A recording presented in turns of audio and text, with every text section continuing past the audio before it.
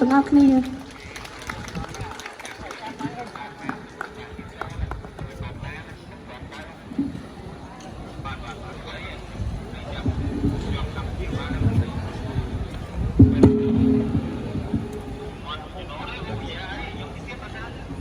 ជាដំបូងសូម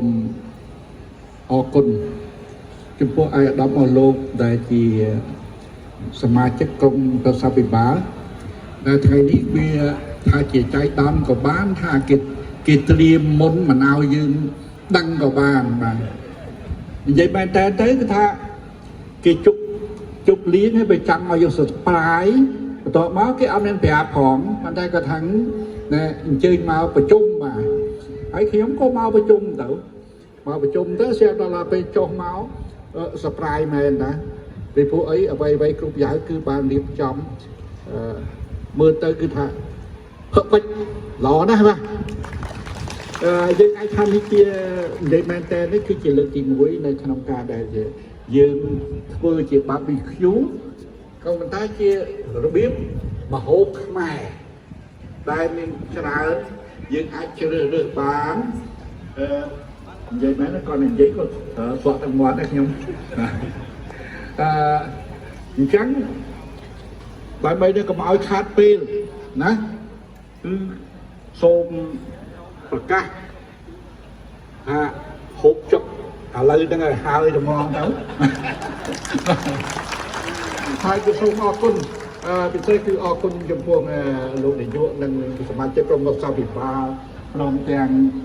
មន្ត្រីបុគ្គលិកសាស្ត្រាចារ្យទាំងអស់នៅសាលា NCIC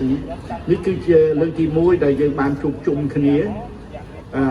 ក្នុងបរិយាកាសមួយដែលសប្បាយរីករាយដែលខ្ញុំមិនបាន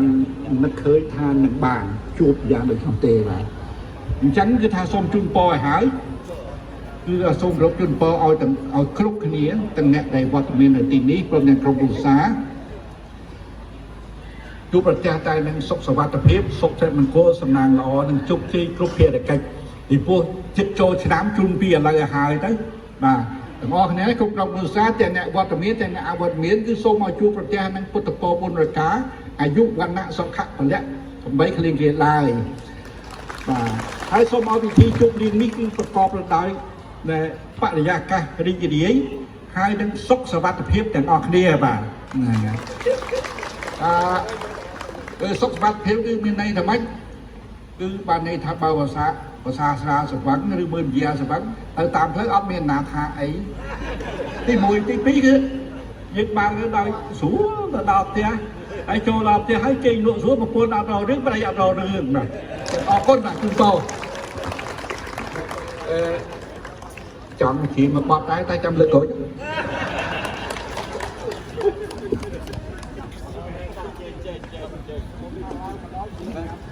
เขาจำตามมือไหน